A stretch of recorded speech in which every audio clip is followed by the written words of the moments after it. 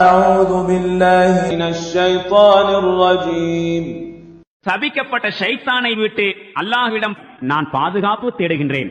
لو أنزلنا هذا القرآن على جبل لرأيته خاشعا متصدعا من خشية الله وتلك الأمثال نضربها للناس لعلهم يتفكرون.